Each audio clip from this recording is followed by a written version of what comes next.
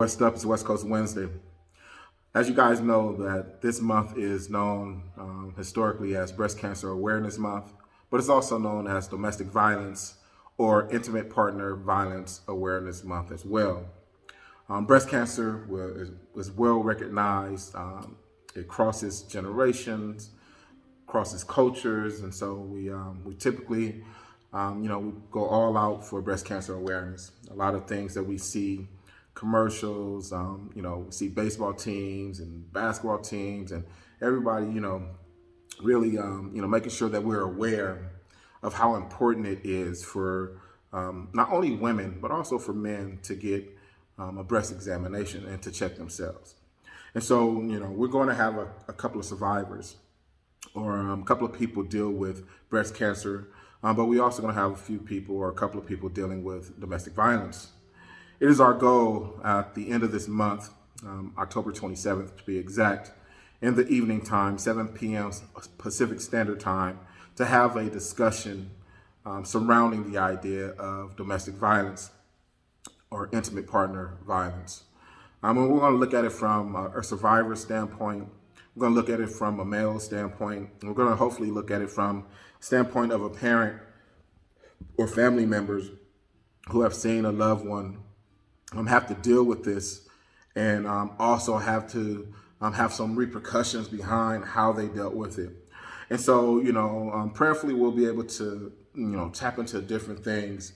And we're going to definitely have questions and answers. And if you don't feel safe or comfortable, presenting those questions and answers on the live that we do through Facebook, then cool. You will have access to the panelists or myself, and we'll hopefully be able to answer those questions or direct you to someone who can. The reason why I wanted to get on here is not because Camille didn't do an amazing job, and because she did. She gave information. She gave some insight as to why people stay. A lot of times we don't know their whys. We don't know their financial whys. We don't know the children whys. We don't know the hope that they change why.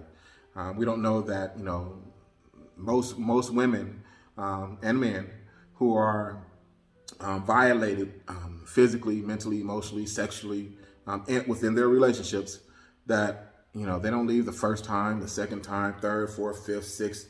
No, it's the seventh time. It takes up to the seventh time where it really begins to kind of I got to get out of here. That most people actually move on getting out of their situation. So we don't want to shame those people who are fighting to figure out how they're going to make their next transition in life. Children are involved in some of these cases. Time, money. There are a lot of different things that people consider when they're in these situations. And so, resources and all that stuff. She did an amazing job. So again, thank you, Sister Camille, for that. What I wanted to do is come as a dad. I wasn't going to even, I was going to wait and I was going to do something that was going to be specific towards, my life and what I've experienced, what I saw as a kid, what I saw as a young man, what I experienced in college, my good and my bad moments, right? How I responded to situations and, did I did I do the right thing? I'm trying to keep myself safe, so I'm just going to hold her. Is that right? I was going to talk about that, but man, I just keep seeing these different instances where these young women not only are, we see the sex trafficking thing because that's something that's prevalent and high right now in our society, that everybody's looking at that sex trafficking thing. But I've been seeing a lot more, and maybe it's because of social media. Maybe it's because our world is so small right now. We have access to every single solitary inch of this planet, pretty much, right? But in America, it seems like more and more young Black women are being killed by their partners, or ex-partners, or somebody who wants to be their partner. I think it was yesterday I read an article where this young man, he was harassing his coworker who worked at this apartment complex, trying to get her to go out, and She kept turning them down. Eventually, she ends up missing. He kills himself. They find her, and he had master keys to the apartment. So, another instance. A young lady who was an Instagram model. I'm assuming she's an Instagram model, but she was popular on Instagram. And, one of the followers or whatever, found out where she lived, traveled from one state to the next, went and killed this young lady.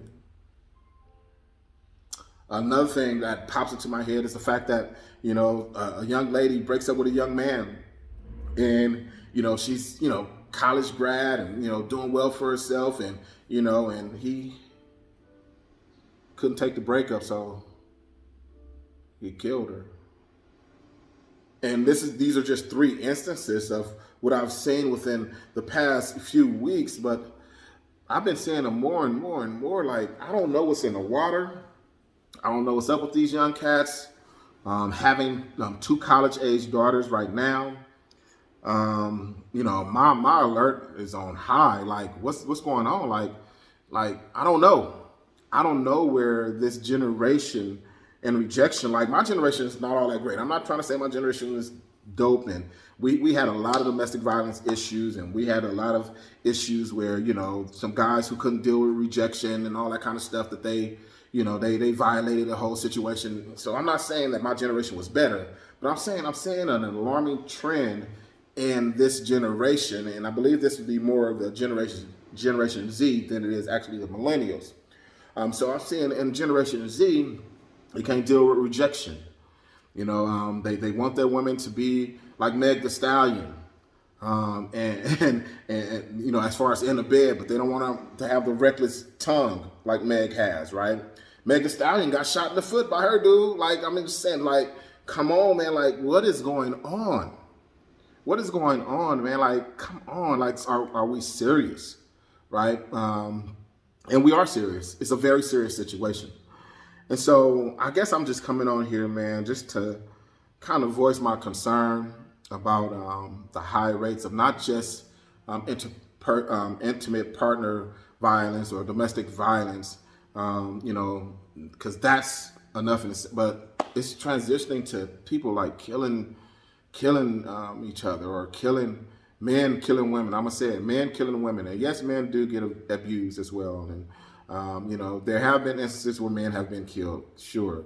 But really, I'm talking about this male dominated society, and men abusing these women, and then women feeling like they can't say anything. They don't have a voice. Camille gave us 30 seconds of silence on her live or on her video.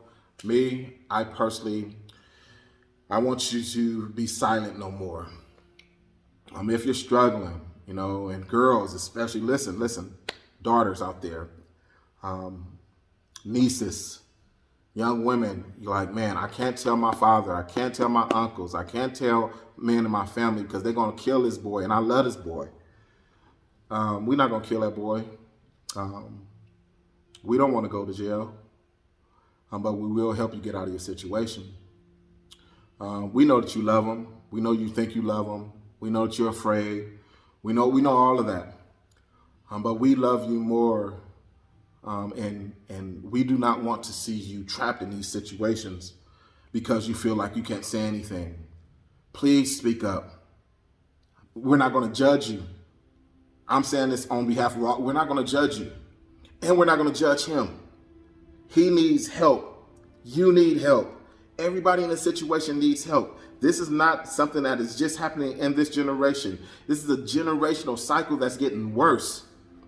So let's deal with it. Please, please, any young lady out there who's struggling, who's dealing with this, reach out to someone.